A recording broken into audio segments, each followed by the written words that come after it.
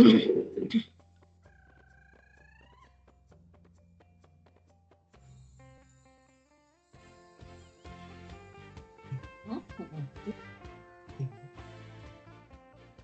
籍。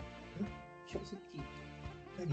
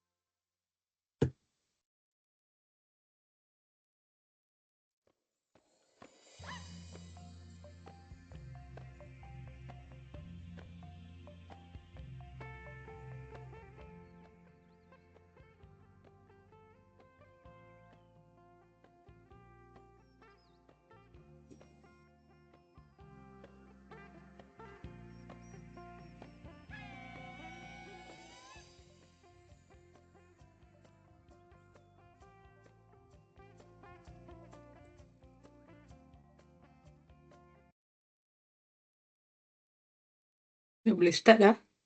Okay. Boleh start dah? I think we should start now, yeah? Yeah, Dr. Sorry. Abed. Yeah, Goes to okay. you. All right, thank you. Okay, good afternoon, ladies and gentlemen. From Malaysia, I don't know how many from out of Malaysia, but it's always a great pleasure for us in AOEMM, our local Academy for Occupational and Environmental Medicine, to host this live webinar.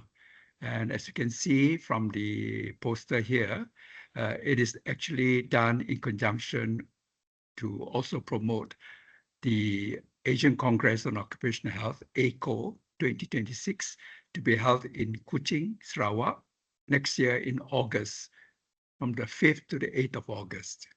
Okay, and we are very fortunate today. Okay, there are some house rules first before we go on, forgot.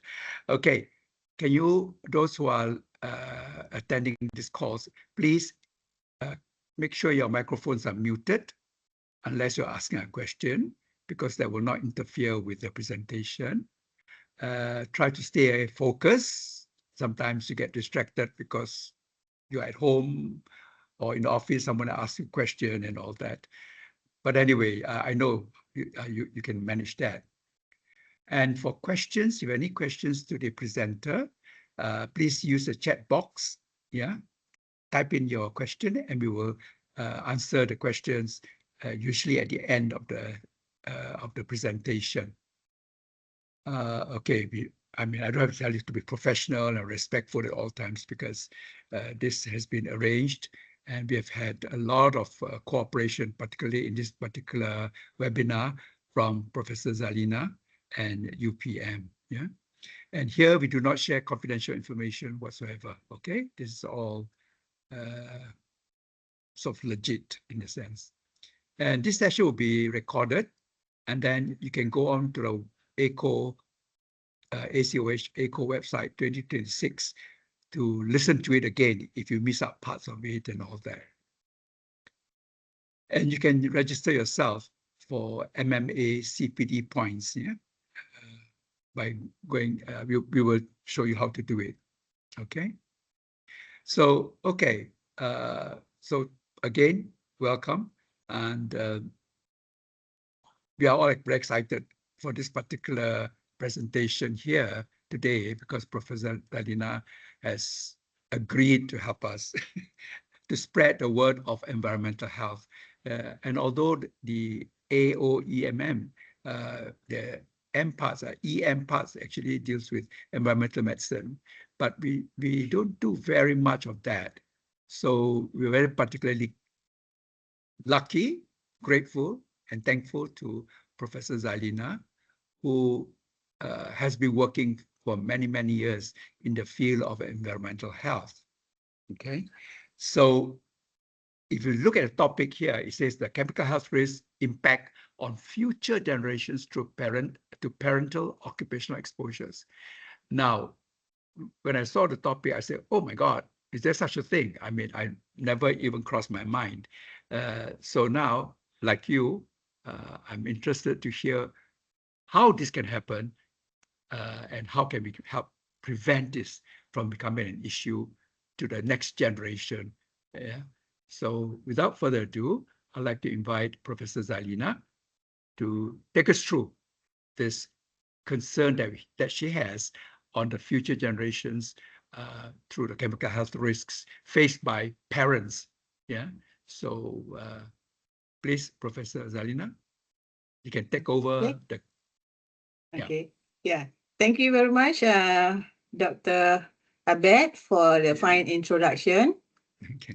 First of all, I would like to welcome you. Assalamualaikum warahmatullahi wabarakatuh. And a very good afternoon. It's morning time, yeah, in London now. You're in London. Yeah. Far away webinar, yeah. Anyway, would like to start out, yeah, my presentation on the impact of the future generation through parental occupational exposure. So I will share my slides.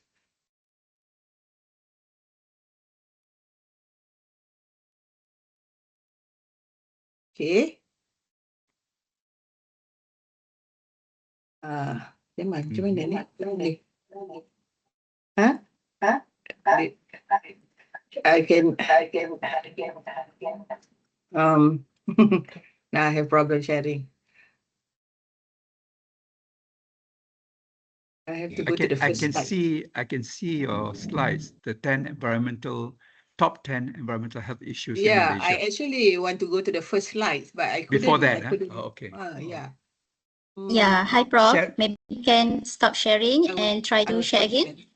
Correct. Thank you. I will open up my Dah buka dah. this one, yeah. Okay, so I will try again. Okay, Microsoft Teams. Okay, start sharing. Start sharing. This one, screen. No. Oh, I still get the same thing. No. Stop sharing. How do you move to the end of the show? Okay. All right. Got it. Got it. Okay. Sorry for the glitch. Never mind. I'm very used to No Zoom. worries. Okay. Boleh nampak? Yeah. Can you all see? Yes. Okay. Yeah. Yes, it's good. Okay. Alhamdulillah, we will start our presentation. Okay. Okay. We need to protect children, from the environment because they are our future generation. But sometimes we too bogged down with our, job and so on, and we forgot about the children. Yeah. So children are, of course, exposed to the environment from the womb, and can also have effect throughout their life. Yeah. They are exposed to a variety of hazards, and even in the womb, before they are born to the earth, to the world, they are exposed to chemicals. So we in NEHAP, National Environmental Health Action Plan, under the engineering section in Department of Ministry of Health, we decided to at least look at various issues of environmental health. Yeah. So we have a group discussion, where we invited all the professionals in the field, and we had two, one in August and one in April 2018 and 2019, where we have about 20 participants. And also beside that, the TWG 10 thematic working group 10, who are the expert in environmental health, also participated. Yeah. So we come up with all these issues, and we had a meeting, focus group discussion on what would be the ranking of the environmental health issue. Yeah. So these are the 20 the focus group discussion members. Yeah, environmental health scientists, pediatrician, engineers, health officers, and so on, air quality specialists, and so on. Yeah. Okay. So this is the second meeting that we had at Ministry of Health, and we came up with this table. Yeah. The first one was children. So from the focus group discussion, we had we put up a point, where we rank them. Yeah. So from the ranking, we found that the children environmental health is the number one that we should be concerned about in environmental health. Yeah. Because we know that children, they are very susceptible to hazards, from chemical hazards, and they are exposed not only when they are born, but even in the womb. Yeah. So okay. So this is from that discussion. Yeah. We also publish a paper on the priority list of environmental issues for Malaysia, and the one on the right here is actually how we come up with those scores and so on, which I will not have time to go through today. So okay, types of chemicals that are hazardous. First will be the heavy metals, the lead, mercury, cadmium, and so on. Second would be pesticide, because we use a lot of pesticide in our agricultural activity. And solvent, solvent in most of the manufacturing or industries, we use solvent, benzene, toluene, xylene, in car paints and so on, and in making plastic goods and so on. And beside that, endocrine disruptor, phthalate and BPA, those are chemicals that can disrupt our endocrine, our endometric system, and industrial dust and fibers. Okay, the pathway of exposure, how children are exposed to this chemical. They are even exposed before birth.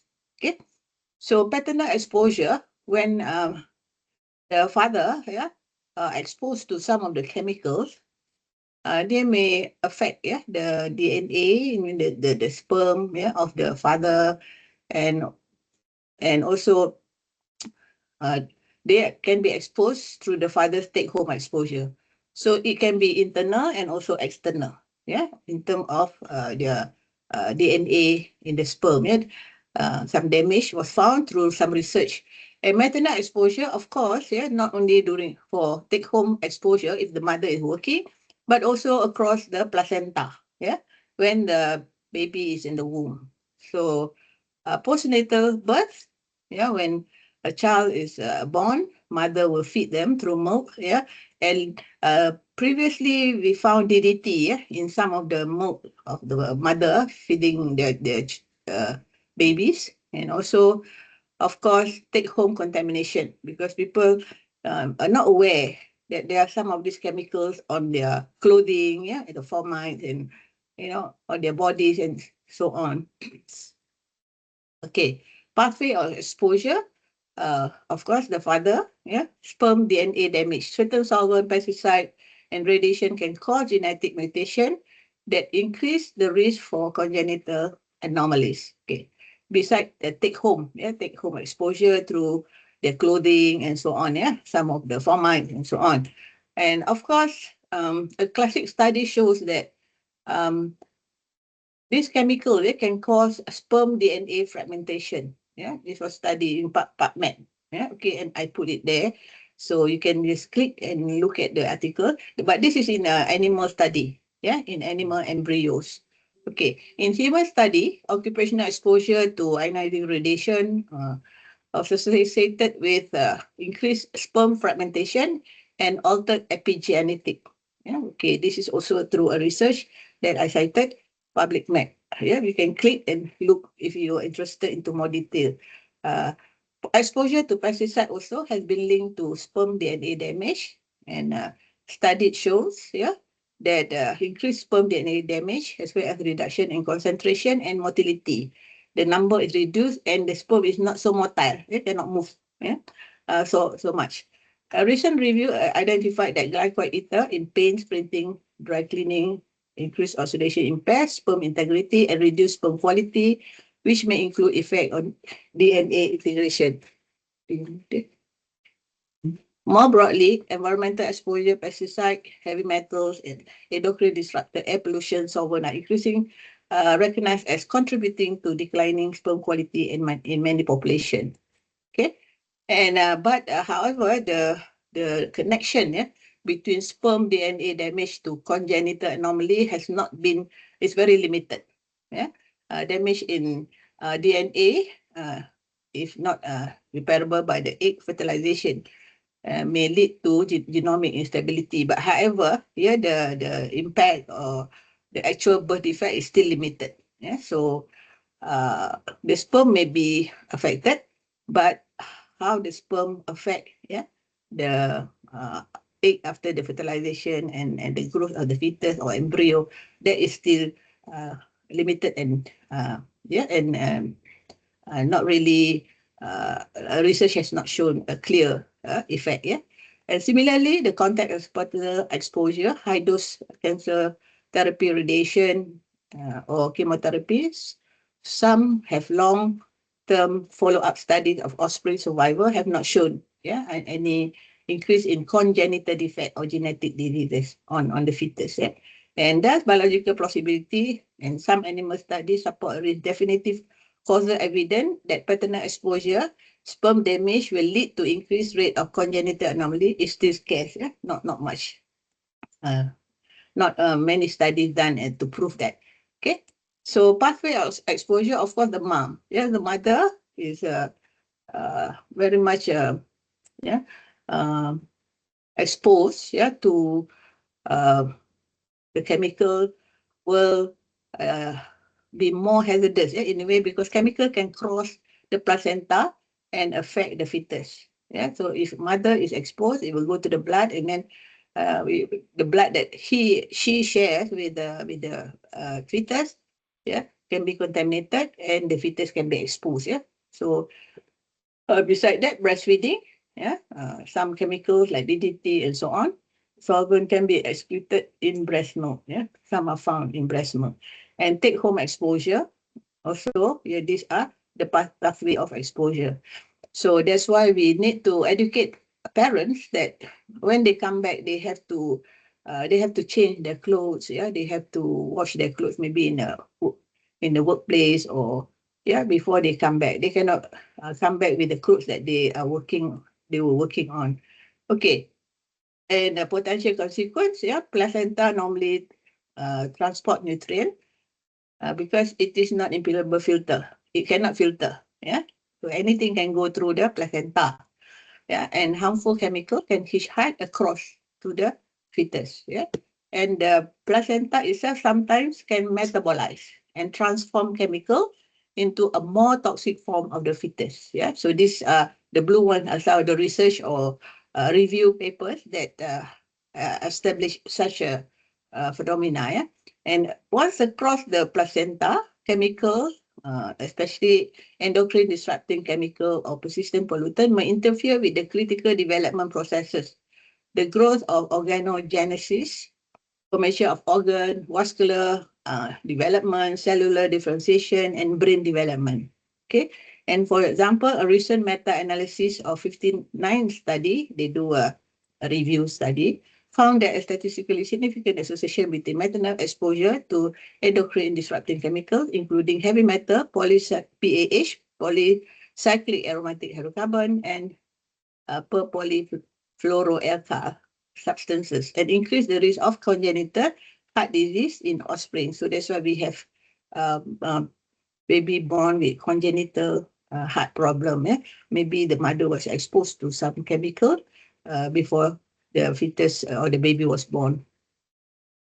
And these are some of the chemicals that have been shown to cross the placenta and be associated with fetal effect. Yeah, plasticizer, synthetic antioxidant, bisphenol, phthalate phenols, and then persistent organic pollutant like organochloric pesticide, DDT, PCB, PBDE. They can accumulate in the fetal tissue in human study. So this is a human study. This is serious, yeah, because sometimes they couldn't do on human.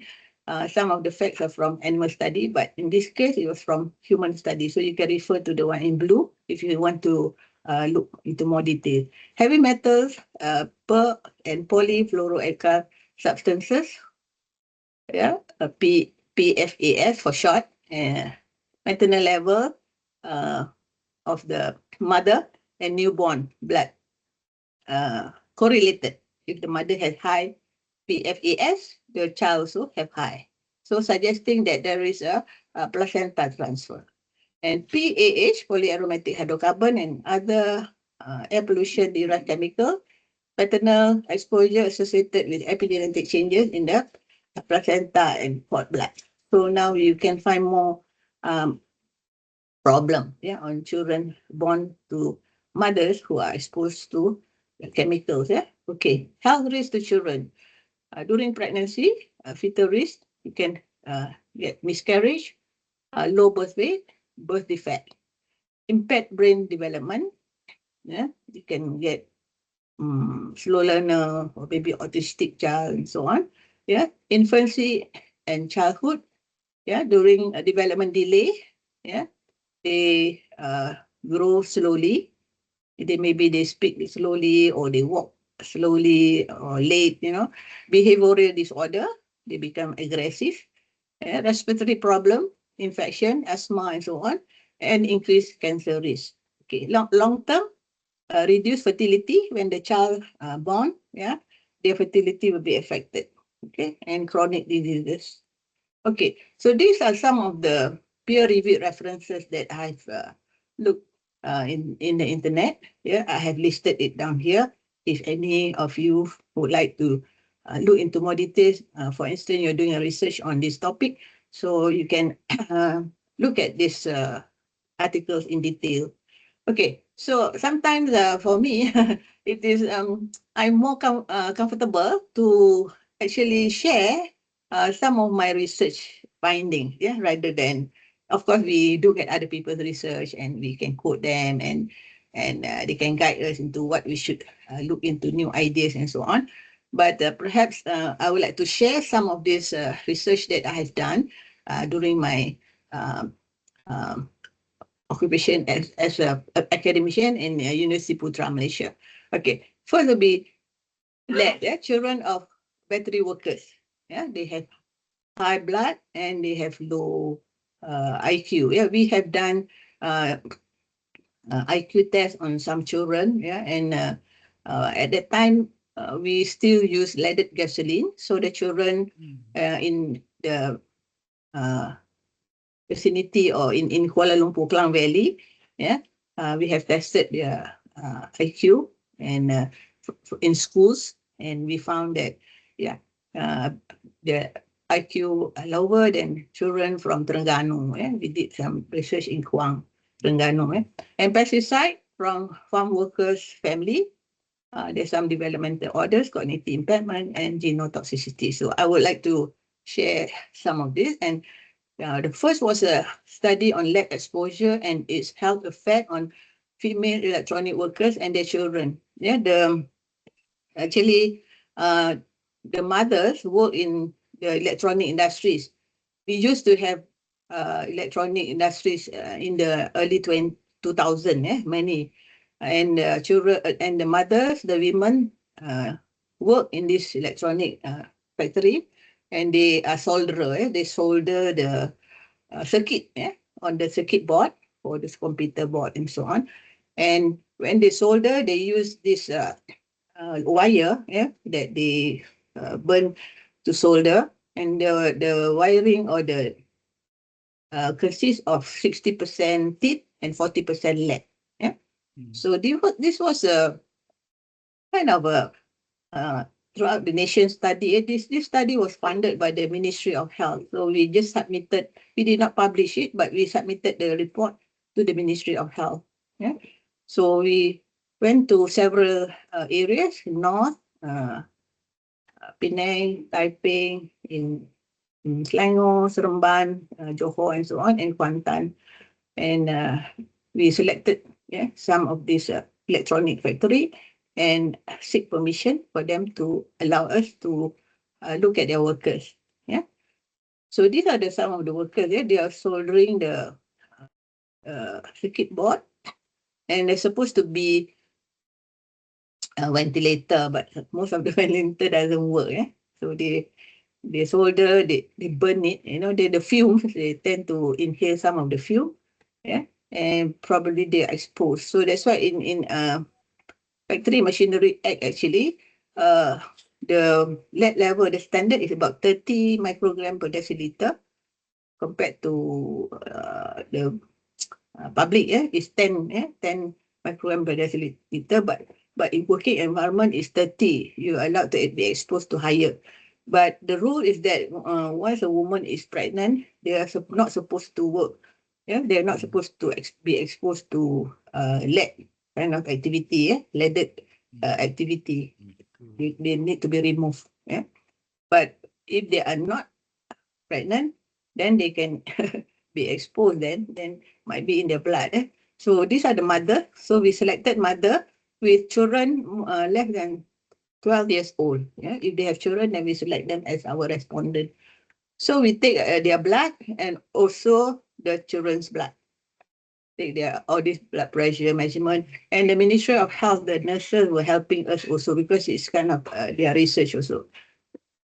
And for the child, for the children, the MA, medical assistant, was trying to get capillary blood. Yeah, it's not very encouraging. I mean, the children, for children, we just take the capillary blood, yeah, and not the venous blood. So okay, this is a correlation of blood between worker and their children. Yeah, so there is some kind of correlation. If the mother has higher blood level, then the children also tend to have higher. There is a good correlation, very, very good correlation. And the sample that we have was 399. We add all those from all the various places that we research on. So just for discussion, these are the blood lead, on the battery workers. Of course, very high because battery has got lead. Yeah, some study from my student Nuruniza, Mailish, and so on. Yeah, their blood lead level is kind of high. Actually, 40 is above the 30. I think the standard is 30. And Mimala did an electronic workers, but perhaps they are more sophisticated and they have better kind of exhaust pipe and so on. Yeah. In this study, the electronic workers did not have too high lah. These are the women, about 6.12, which is slightly higher than the one in electronic workers from study of Mimala. And blood lead in child, we studied blood lead in children in Kuala Lumpur. So we found that the urban areas like Kampung Baru, Jalan Batu, we went to schools, are very high, 5. Actually, the standard is 10, but we found it is below standard. But however, we still found some effect, on the cognitive development of these children, So that means, I think in US also they're looking at the standard and they are, I think, lowering it to 5, I think.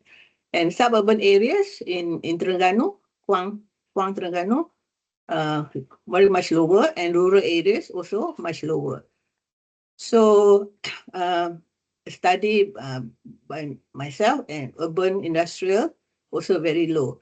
But in this study, the children, usually the electronic factory, they are not in the middle of the city. They are always in the suburb or rural area because it's easier to get the village ladies, the workers, the women from those villages to the factory. So they don't be right in the middle of the city because it's more expensive anyway.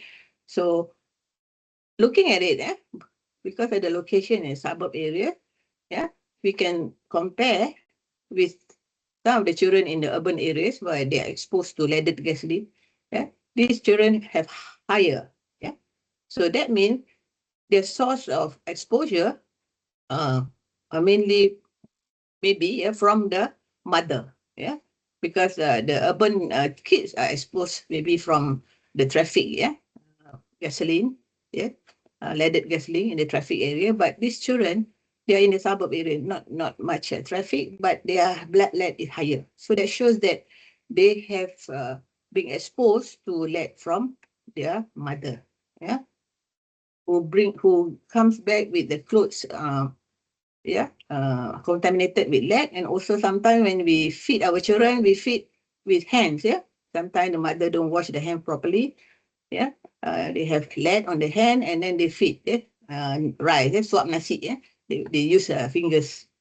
Okay. And the next study that I would like to share with you is pesticide exposure and health implication on the school children in Tanjung Karang, Selangor. We look at some of the children in the schools, to see if they have been exposed, to pesticide. So we took their capillary finger prick and take a capillary blood, and also do laboratory analysis on the blood serum, to look at the cholinesterase level. Cholinesterase is actually represent the exposure. if you have higher exposure, then your cholinesterase level will be lower. Yeah. So this is an indicator of exposure to organochloride pesticide. And then we did some testing on the children, like IQ test and NCTB and so on. Okay. So this is a cholinesterase test kit where just require about 0.1, which is good. Then we can just have finger prick because the children are scared if you take venous blood. So we prick their fingers and put the capillary and the blood will go into the capillary and we do the testing. Okay. So this is the show the cholinesterase reaction. Yeah. If you have low cholinesterase family of enzyme that catalyze the hydrolysis of neurotransmitter acetylcholine into choline and acetic acid. Yeah, choline and acetic acid. Yeah, a reaction necessary to allow cholinergic neuron to return to its resting state. So that means if there is less cholinesterase, then it will not be divided into choline and acetic acid. Then your reaction will, you have tremors in your head, keta-keta. The primary role of acetylcholine is to terminate neurotransmission and signaling between synapses to prevent the acetylcholine cholinesterase dispersal and activation by nearby receptor. So if it is less, then they cannot stop the reaction, then your reaction will continue. Then you have tremors and so on. Yeah. Okay, so when we look at the blood cholinesterase between the two, because we do the cognitive tests, yeah, separately. This is standard 1 and standard 2, and then this one standard 4 and standard 5. Because the IQ test is only fit for standard 7 to 8 years old, 5 to 8 actually. So not suitable for the bigger children. So I have 2 students, so one will do for the standard 1 and standard 2, and do a McCarthy test, cognitive test, and also the other one, the bigger children, we do the NCTB, neurobehavioral test battery. Okay. Actually, we have a study group and also we have a comparative group. Yeah. A comparative group will be another group of children who are from agriculture community. Let's say maybe oil palm or rubber estate. Yeah. But they are not exposed too much to pesticide compared to the children that we were studying. Yeah. So we can see that there is a difference. Yeah. They have low. Yeah. The students who are in the sawah padi near the paddy field have low cholinesterase level. Yeah. And compared to the comparative group. Yeah. 79 of them have low. 20% of the comparative group have low. Very much lower. And normal also they have lower. Yeah, compared to the comparative group. So the difference is significant. Yeah, P is less than 0.05, so it is significantly different. The same goes with the bigger children. Yeah, standard 4 and standard 5. Yeah, there's the difference. Yeah, between the normal and the low. The bigger children have lower, much lower. Many of them have lower cholinesterase. Maybe their exposure is longer than the one in standard 1, standard 2. They're already like 10 years old compared to the standard 1, 7 years old and so on. Okay, this is a McCarthy scale of cognitive development. It consists of 18 separate tests. So we have 6 scale: general cognitive, verbal, perceptual, performance, quantitative, memory, and motor. Yeah. Okay. McCarthy scale of children's ability is only good for children 2.5 to 8.5. Yeah. They have 8 tests and the skills as I mentioned before. And these are some of the tests that we carry on the children. Yeah. For the younger children. Yeah. McCarthy skills, and then we total up the points and so on for the 2 group. Some of the things that they do, block building and so on. puzzle solving, tapping sequence, and so on. And from that, we found that there is a correlation between, in the study group, correlation between the black cholinesterase, which is indicator of organochloride or organophosphate exposure, the pesticide exposure lah. Yeah. So there is a correlation, except for Weber, but there is a correlation between black cholinesterase with all these tests. Okay. And comparative group, no correlation. Because they're not exposed to the pesticide. But when we combine, of course, we can see even more significant, because we have more sample usually. Instead of 100 and 150, we have 250 for this group. So you can see there is a good correlation between black cholinesterase and all those tests. Yeah. So above, there is a difference between the study group. Yeah. The study group and the comparative group, they are much lower if you look at the score. Yeah. So we test for the difference, it's very significant. And when we do this statistic to see what's the factor that affect the score, this one came out, the household income, and of course the low blood cholinesterase, correlated very much with all the score. Okay, and father occupation, of course, if the father occupation they are farmers, then they live in near the paddy field, and they are usually exposed to the pesticide. And for the bigger group, standard 4, standard 5, we use the neurobehavioral core test battery. This was also accredited or introduced by the World Health Organization to see the neurobehavioral of the children. So these are 7 tests: simple reaction time, show how much you react, digit span, and so on. And these are some of the pictures of the test. This is more of a pencil and paper test. 1, 2, 3, 4. We only have 3 instruments. 2 instruments. This one is also paper. Yeah.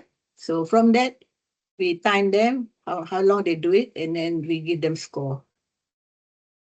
So these are some of the tests, of the how fast you turn the buttons, and then this one how fast you react to the lamp, from the machine. When the lamp lighted up, then you have to press. So how fast you react.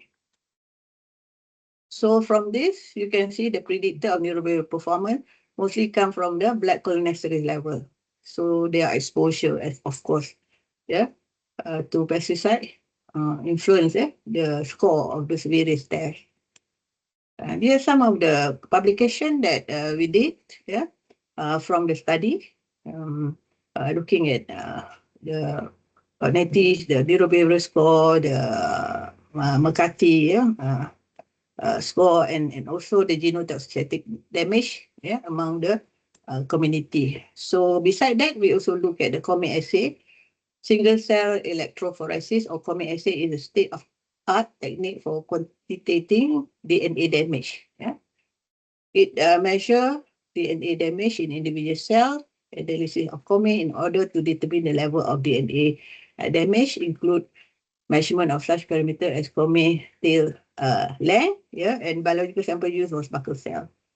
So this is Comet assay, DNA damage. This is normal, but as you go to the right, this damage DNA cell. Okay, go to the right, and this one also, the one to the right, is damage, damage DNA cell. Oops. Come on, happened. Sorry, something went wrong. Okay. Oops.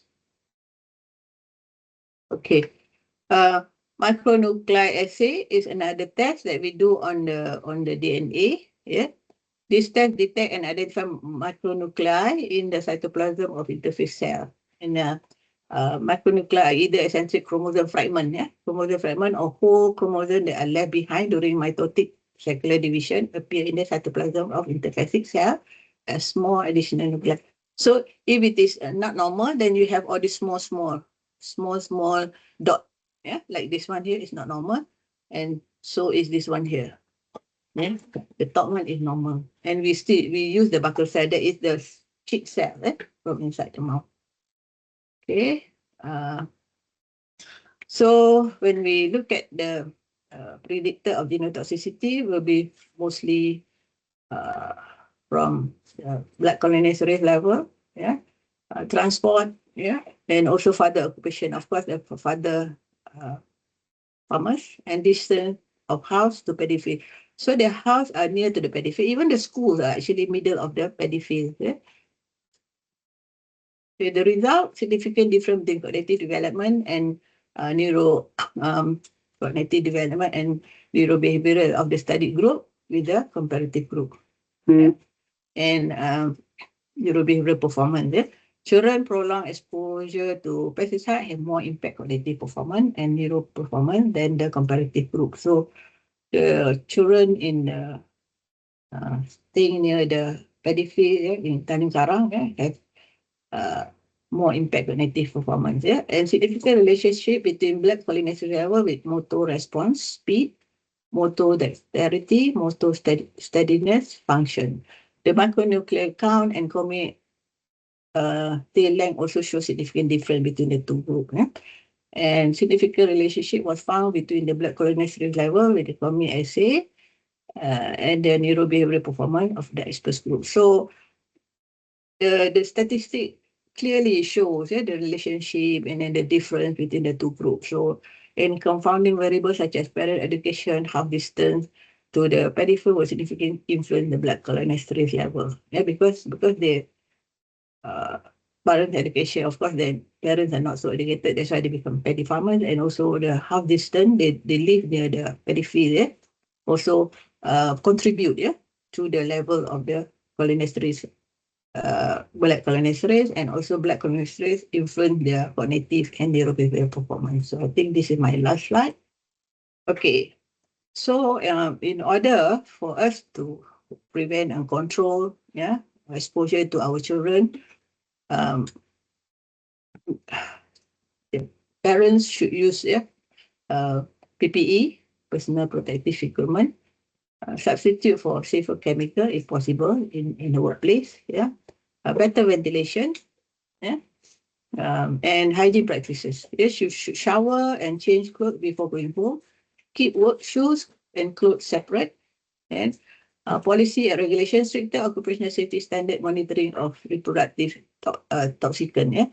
If you use all these toxicant that affect your reproductive system, then I think there should be a strict policy and regulation.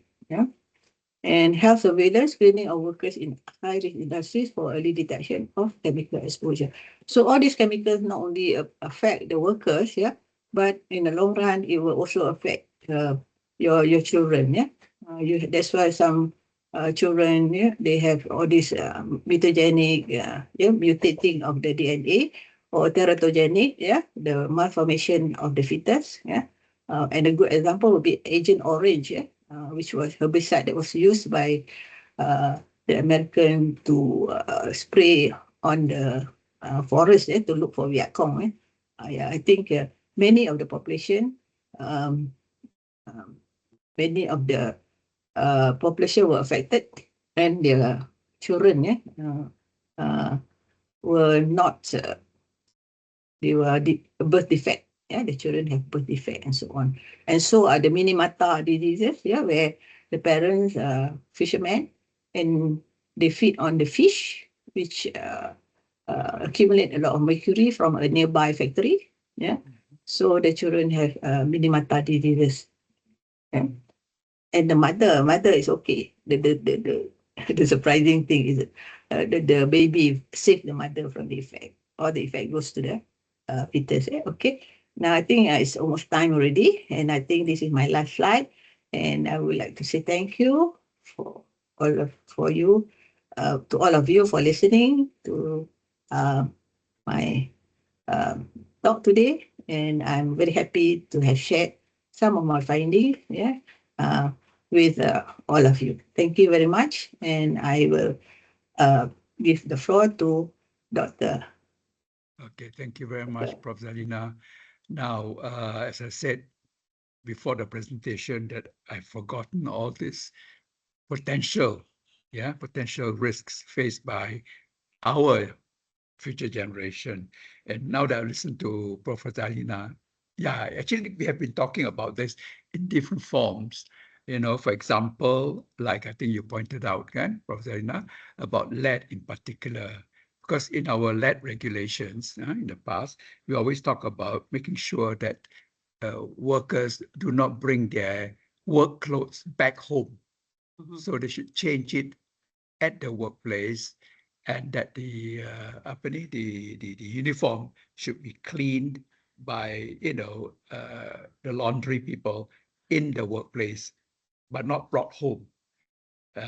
So I think that's very important. And the other one about lead again is for a pregnant woman. The moment the woman is pregnant, we then take them out of the workplace where there is lead, because we don't want any of the lead to get into the fetus.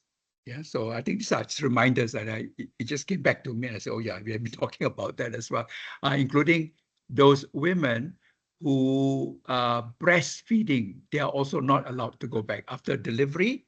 If they are breastfeeding, they are not allowed to go back into the work where there is lead, even though they are protected and all of that. It is just on the being cautious about protecting the babies and so on and so forth. Now, I think the concern, Dr. Abed, the concern Yeah. now is more, okay, you work in a factory, there are rules and policy that you can impose on the workers, but the sad thing is about pesticide, because pesticide, farmers, yes. they are their own boss, they work on their own fields and so on, and there's no strict regulation. I think DOSH also have not much put in act or something on the worker. So I think the more concern would be the farmers, because they do their own work. There's nobody to tell them, okay, you should change your clothes and so on, and probably they are not aware of the hazards that they pose to their children. So I think that's the concern, especially among the farmers and the agriculture workers. Okay. Yes, you're right, Prof. The issue about pesticides is another big area of concern, because there are a lot of there are people who are just growing vegetables to sell, or fruit trees and things like that. So that risk is not formally recognized by the small holders and all that, again, because all they want to do is to fertilize and treat their plants so that they can get all the fruits and vegetables and so on and so forth. Now, there is a question here. He says, what is your recommendation to create more awareness among working parents who are potentially exposed to this chemical health risks as well? I think you have covered that, but maybe you can elaborate a bit more on that. Can you repeat? Is the question display here? On the chat, is it? On the chat, yeah. On the chat, yeah. What is your recommendation to create more awareness among working parents who are potentially exposed to these chemical health risks at work? Perhaps if they are working in like I say, in the industry, you do have a system, where you can educate them. Maybe there are some factories that every once a month or once a week they have a gathering where they would maybe educate the workers on the safety and health and so on. But my concern is the agriculture workers by the farmers and so on. They use a lot of pesticide. They think that more pesticide the better. Of course. But sometimes there is a level where it's not going to work anymore. If you increase the dose, and sometimes they use pesticide even that is banned. I think in the north area, Kedah, some of the pesticide are banned in Malaysia. They get it from Thailand. So I don't know, maybe there should be like the Farmers Association or Persatuan Peladang, they should be more aware. They should be more aware and educated on the health aspect so that they can share or can disseminate the knowledge to the farmers. Yeah, because farmers, they just want production. They think the more pesticide they use, the better. Yeah. Yeah. In industries, you can do the control. Yeah, you can have all these regulations and so on. Yeah, but sad to say, in the agriculture, it's a bit difficult. Yeah. Okay. Mhm. Now there's a question here. If Mm. the woman is breastfeeding for 6 months, is there Mhm. any regulations that will allow her to get 6 months away from the factory? No, I don't think there is actually. Yeah. Yeah, what they do is they tell the workplace or the factory to move the woman out of that work area where there's lead, for example, to Yeah. another work area where there's no lead, so that Yes. she can continue working. Yeah, Yes. but Yes. not take Exactly. 6 months of the MC. No. Yeah, that's right, Dr. Abed. Yeah, they Yeah. move from the area where there is lead to the non-lead area, That's but they right. will not give you cuti. No, yeah. Only maybe factory give only what 1 month or 2 months of postnatal. Yeah, 1 month after. 1 Yeah, month. that's right. Yeah. So, Okay. okay, another one is, what did you and your team do upon getting the results in terms of your dealings with the authorities, DOSH, Ministry of Agriculture, Ministry of Health? I You presented That's a it. good question. Yeah, we publish, and also in the community where they are exposed to pesticide. I and my student, we have a gathering. Yeah, after our research, when we look at the result, it's kind of quite alarming. So what we did was that we call them, and give them, share with them our results and advise them, for control and things that you should do to prevent. Yeah, because we mentioned that it is affecting your children. So maybe when children is concerned, the workers are more more concerned lah, because of course people love their children. Yeah. So. Okay, another question here again on lead. The question is, should we proactively remove an employee from lead-exposed duties if she is planning to conceive, or do we only initiate medical removal protection after she informs us of her pregnancy? So that's one question. And then, of course, I think there's a question about, can you also explain the potential health risks to both the employee and the fetus if lead exposure continues during early pregnancy? I think it's difficult to say that women in the productive age and not to be exposed to lead. Otherwise, then they just don't work there. Yeah. They just don't work. But they don't know. They don't know the effect. They need to earn money and so on. So they just work. But once they are pregnant, I think the authority should remove them. Yeah. Yeah. So I think that's under the lead regulations that says that the moment a female employee declares to the employer that she is pregnant, they are supposed to be immediately taken out of those duties. Right. I think, Yeah. They should also let the workers know that once they are pregnant, they should let the authority know. Yeah. That's right. So that's one part of it.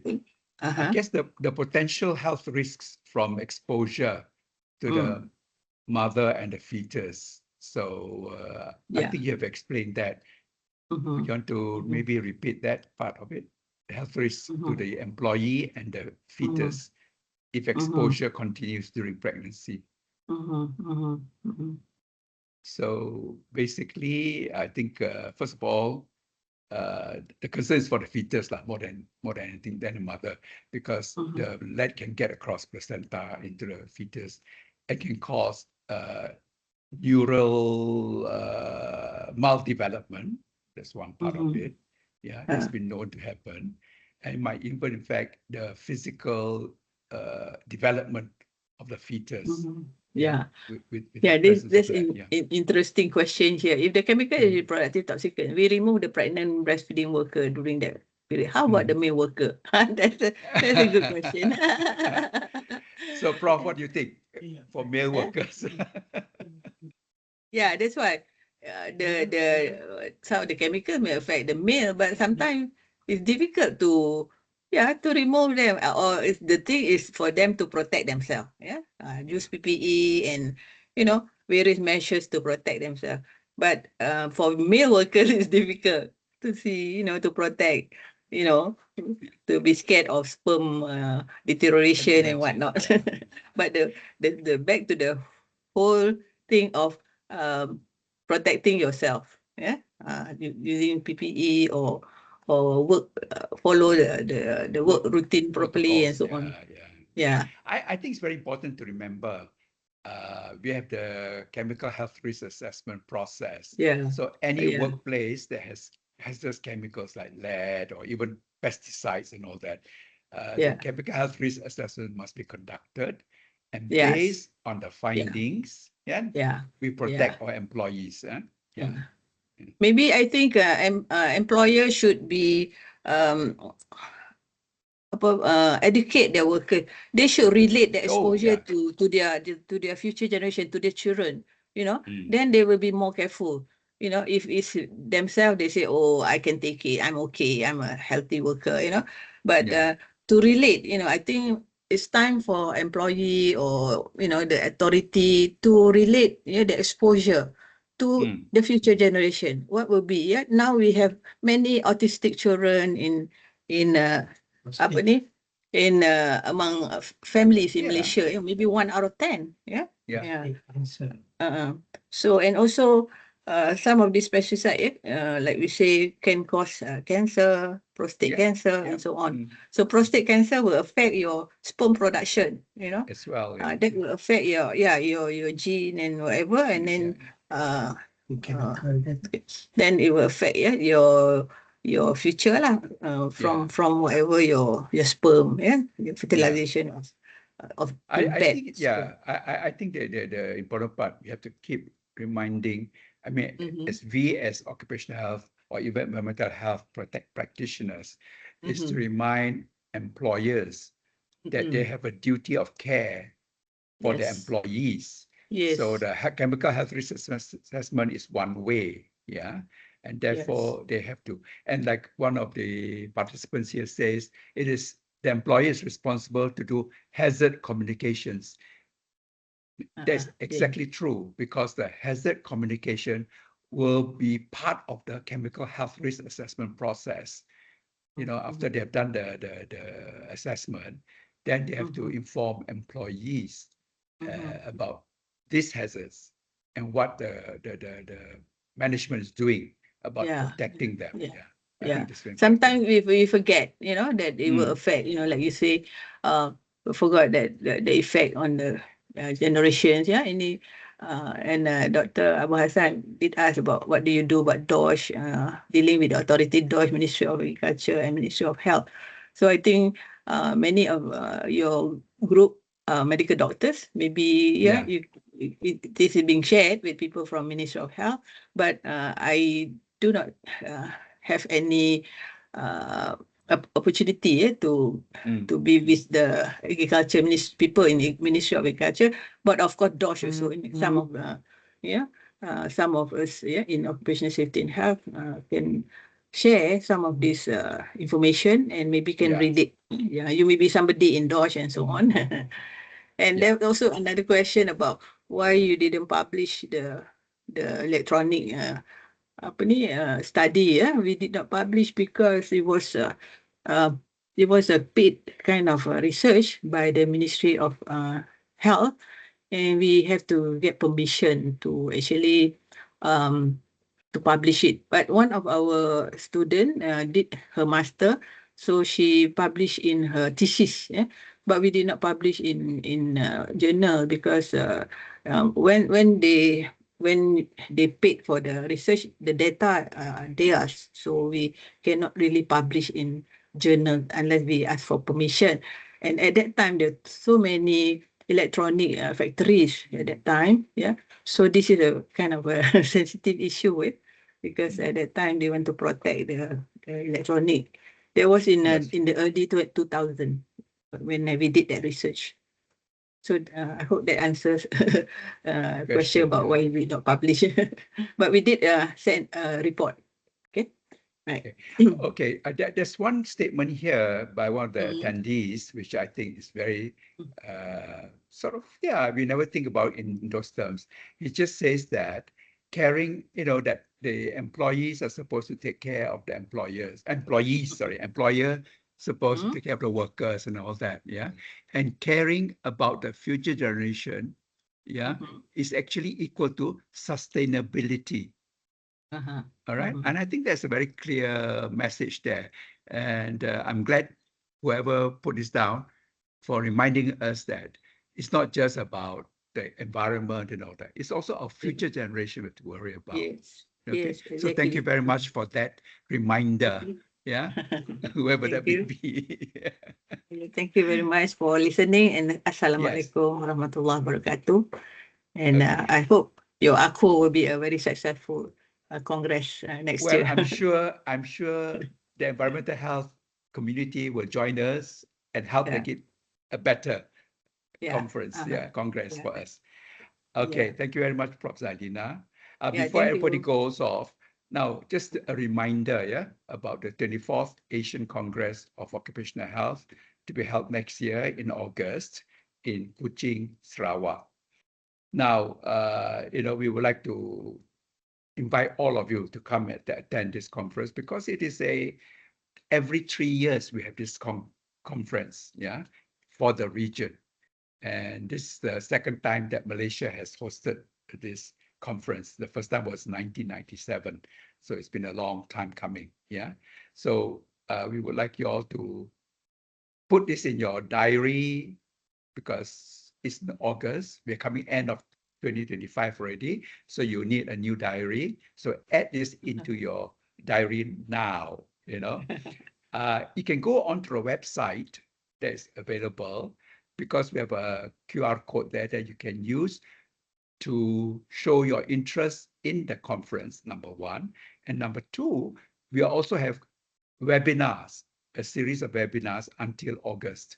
So you can then check what's the next one. On behalf of Sarawak government, Okay. I would like to support Academy of Occupational and Environmental Medicine Malaysia in bidding for 24th ASEAN Congress of Occupational Health 2026 in Kuching.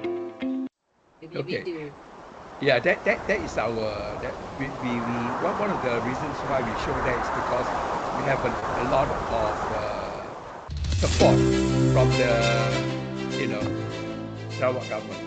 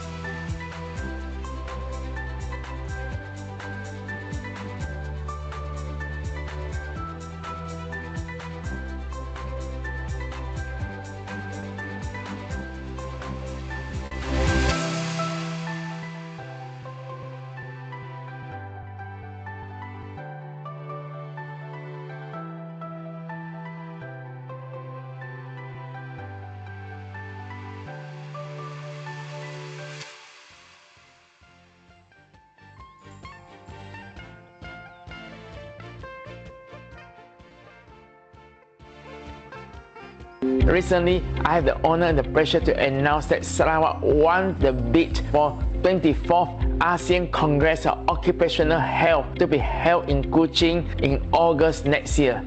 This is the second time Malaysia ever hosts it, and the last one is 29 years ago. This is possible because of the collaboration between AOEMM, the Academy of Occupational and Environmental Medicines, as well as Business Event Sarawak to win the bid. I am so happy that my small short videos helped to win the bid. This conference will bring in more than 2,000 experts and professionals from the ASEAN regions. The economic impact of ACOS 2026 is valued at 16.4 million. Not surprising, because with 2,000 delegates, it will occupy more than 8,500 hotel rooms in Kuching. Currently, Sarawak attracts more than 45,000 conference delegates a year. About 60 to 70% of these conferences are medical. Conference tourism and medical tourism is emerging to be quite a substantial economic impact, not only for Kuching but for Miri and Sibu. If you like my updates, please follow my social medias and jangan tengok saja.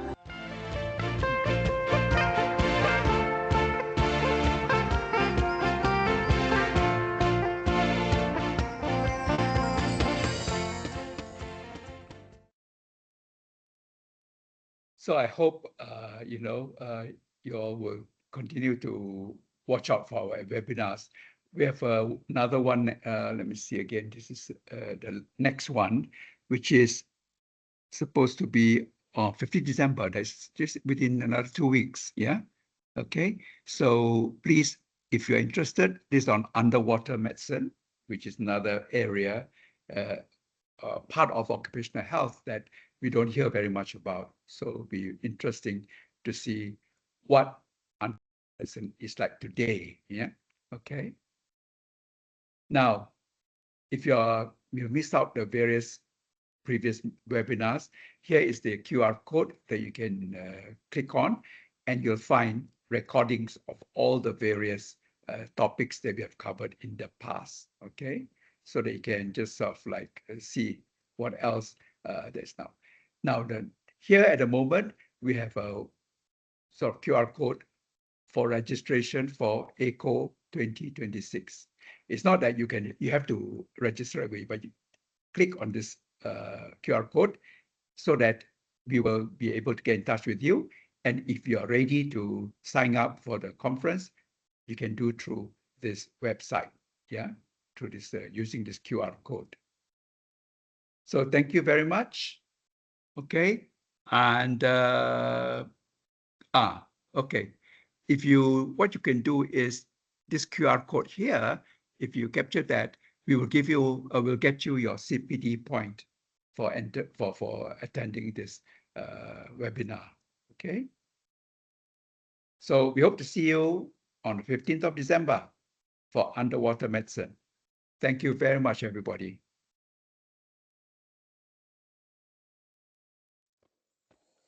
Thank you, everyone. Salam from London. Okay.